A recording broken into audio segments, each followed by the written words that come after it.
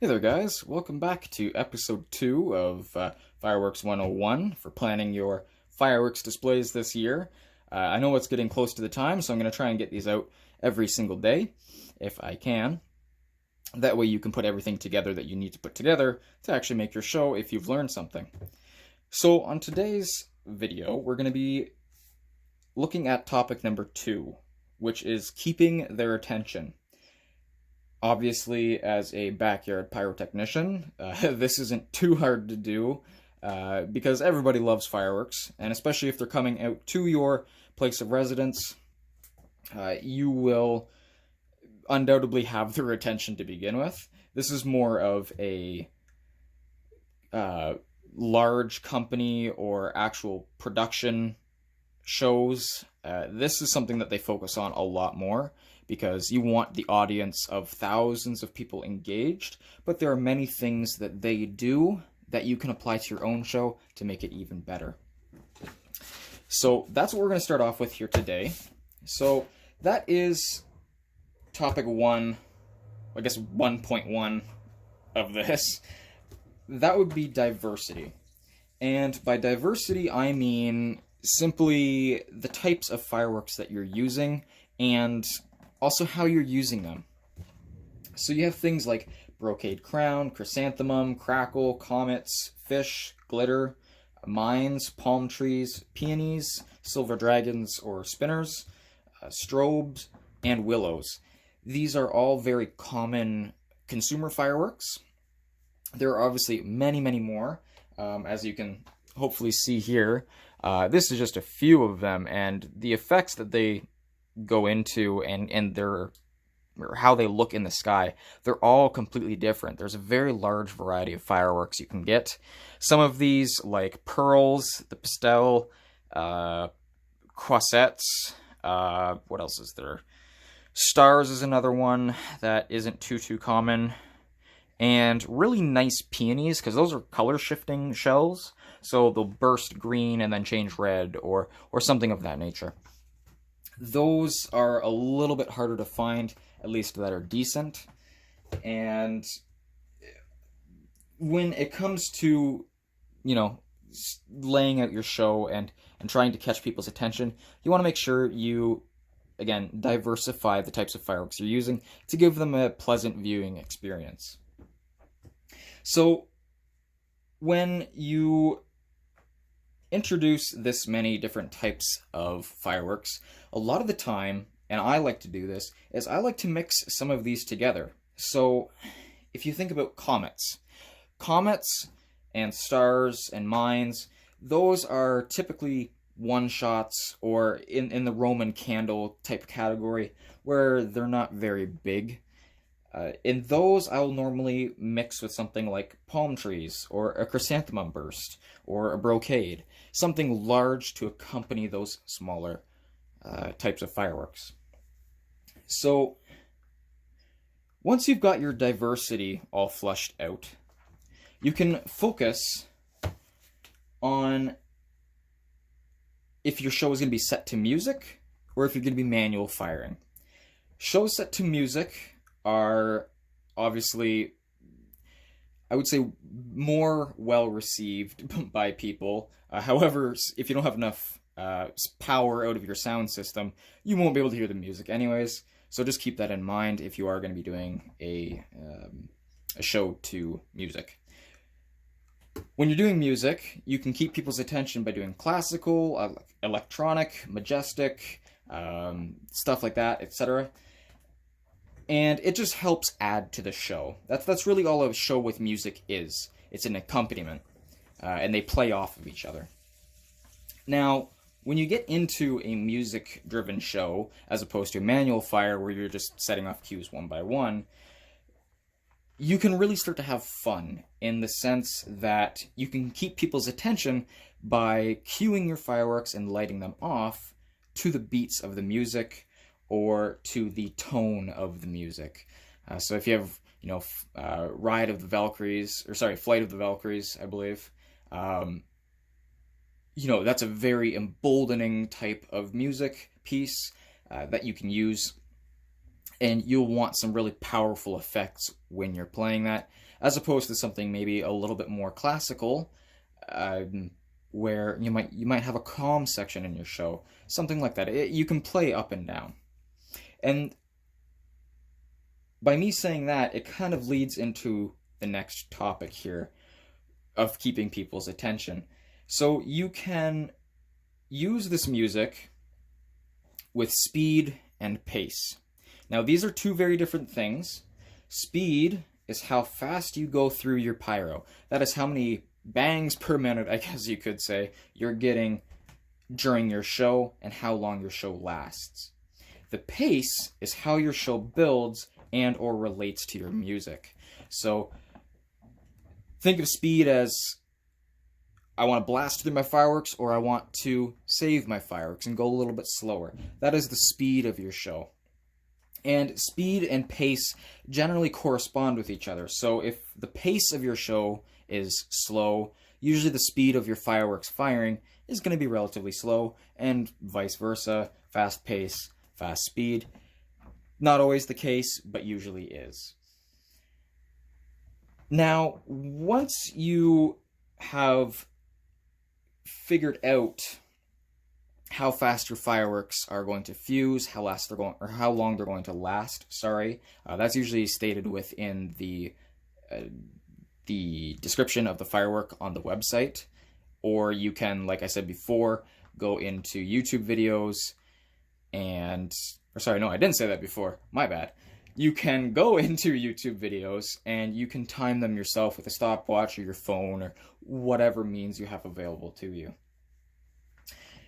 So once you have those fireworks, like I said, their timings found out, you can start, playing around with the time that a firework takes to fire and how long it will actually be firing within your music sequence or even your manual sequence, so you can get multiple effects of the same duration together, or getting a really, really long cake and having multiple smaller cakes or effects during that time that will help supplement that large effect.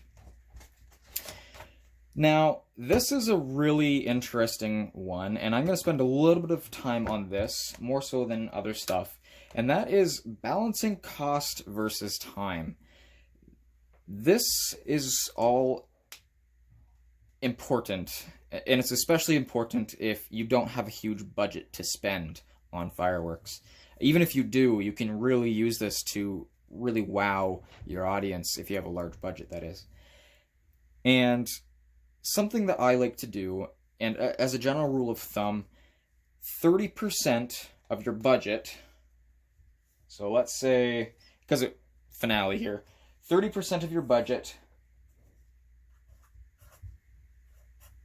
should be designated for your finale. Now, I'll normally break my my time of my show into quarters. So I'll just split these here into quarters. That's not a quarter, but you get the idea. This last quarter here, this 25%, that's your finale. So in the 25% of the last part of your show, you're going through 30% of your budget of fireworks. Now, this is actually offset by the simple fact that at the start of the show, you're firing off smaller fireworks that don't cost as much. You're building, and this goes back to the pace. You start off slow and you end fast and strong. Don't take that the wrong way. In doing so, you save money. You could probably spend close to 20% on the initial, let's just say for, argument's sake, let's say this is a 4-minute show. 4 minutes in this time frame. So every minute is 25%. That makes things easy to do math-wise. And let's say your cost of your show is $300. That also makes things easy. So, in the first minute of your show, you can use 20% of your budget. So that's actually less than 25%, obviously. So you're saving money in the first minute by having smaller effects. So this corresponds with this, and this corresponds with that. Now, you've got 50% more to spend on your next 2 minutes. So you can also break this up as well, where if you did 30% as your start of the show and another 40% as the middle of your show, let's say, then you could use an increasingly larger volume of expensive fireworks as you work your way up to your finale. So this would in turn cost you, $100 for your finale if you had a $300 show, and 20% would cost you, I think, about $80. So you're left over with $120 for the middle part of your show. So you can kind of work things out that way, where you're balancing things back and forth and allowing build-up as you get to your finale. Now, one thing you can also do too is play around with the pace of your show. Maybe you start off slow, you have a really intense, fast section right after that, and then it drops back down to slow again with a really quick build-up to a finale. That's another way you can play around with things and really engages the audience, because they don't know what they're going to expect. You're not seeing the same pace of firework over and over again. You're not seeing the same types of firework over and over and over again. And that's kind of how I like to plan my shows, is I think of it as a story. I don't think of it as just fireworks going off. And that might really, really help you in how you're actually going to plan this stuff out. Now, when you've realized that you've spent a certain amount on this show, now you want to start thinking about how you're actually going to lay this show out. And that is where I'm going to turn the book and talk about height. This is something that I don't think a lot of backyard pyrotechnicians think about when they're actually designing shows or even lighting off fireworks. And we're also going to talk about how you're going to use it. So, when I was talking about the smaller effects that you start with at the beginning of your show, I normally think of it as 3 zones. So you have your small back zone, and this is for all of your large or very high firing fireworks. Then you have your middle row, and that is your medium fireworks or medium height fireworks. And then if you really want to play around with height and your positioning of your show, you can actually have a stage left and a stage right, which is what I'm doing in my show. And I'll normally use a mixture of medium and small effects to have small in the center for things like Roman candle fans to give a really nice effect from the center. Or you can also use other smaller effects off to the side, mixed with medium, of course, to kind of frame the show you're doing. And if you haven't heard of framing your fireworks show, it's actually a really simple term to grasp. Pretty much what it is you're using small effects such as mines or comets to shoot left and right of your main centerpiece. And what that does is it, like I said, it almost frames your show. It draws the eyes from the outside to the center. And that's kind of how you can play around with things. Now, by doing this stuff, you're also influencing the scale of your show. When you use high effects in the back, medium effects in the center, and small or low effects in the front, you get something that might look like this. So you'll have your small effects and your fountains off to the right and left with possibly a fan effect in the center. That's about the height that your small effects are going to go to, is this zone right here. When you put a medium set of fireworks behind it, you now get explosions happening here, here, here, and you can also use them out here as well, let's say for medium stuff, like maybe you got yourself some comets that go up higher, like Roman candles. They can be considered a medium here in Canada, maybe not so much in the US, but you can use those off to the left and right as well to frame and also to add height. And then you get your large shells, and those ones are going to go up the highest. So this is your mid zone. This is low zone. And that's your high zone. And your high zone is designated for your largest and most intense fireworks, the ones that are going to fill large portions of sky and will really help draw the eyes up. So you're almost creating almost an effect like this, almost like a Christmas tree, I guess you could say. It focuses your attention towards the top and draws you up. This is the exact same prospect that Disney uses as an example when they build their castle in the middle of their parks. The tops of those castles are actually quite tiny, and they're far enough back. I know it sounds reversed because these are big and I said tiny, but it's scale. By having these set back and having the higher ones behind everything, it really makes the entire display seem a lot bigger than it actually is. That is something that you can really use to enhance your show, and I would love to make more use of this, but it's only available to you if you have the space to do it. So, once I've said that, I'm also going to go into different effects. Now, I've kind of mentioned a few, and one of those is candles, or Roman candle effects.